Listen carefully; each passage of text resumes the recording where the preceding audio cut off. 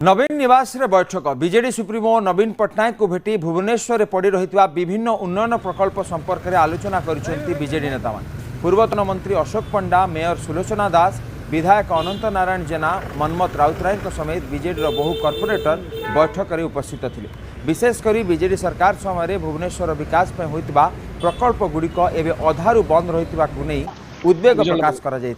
बंद होइतबा एवं अधा पंतरिया होई पड़ी रही प्रकल्प काम किभली पुणी आरंभ हो से समस्ते एकाठी होई लड़ाई करने को दल सुप्रीमो कहितबा बीजेडी नेता मनमत राउतराय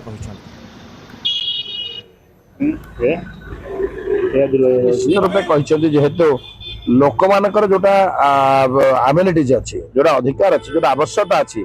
सहर पे से कार्य केवे भी हेनी कारण आज आमको दुख लगुच 78 वर्ष स्वाधीनता पर भी जदि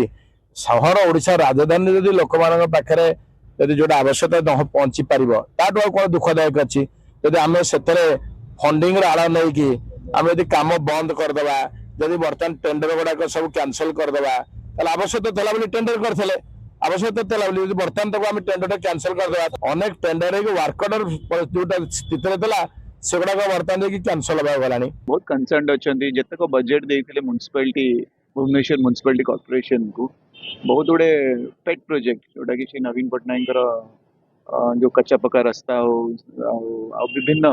पेट प्रोजेक्ट जो डेवलपमेंट ओरिएंटेड प्रोजेक्ट गुड़ा सब बजेट कैंसल कर दी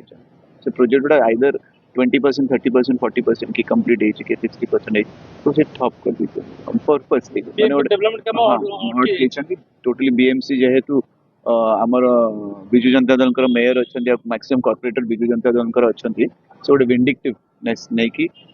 भुवनेश्वर म्युनिसिपालिटी कॉर्पोरेशन रो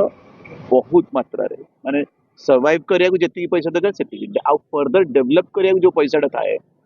से पैसाटा से बिल्कुल सैंक्शन करू ना दौ ना बजेट रे नाही सब प्रोजेक्ट ठप होगी पड़ी जेमती कि लोक आम ऊपर माने वितृष्णा आसो कि किसी करि पारनी बीएमसी।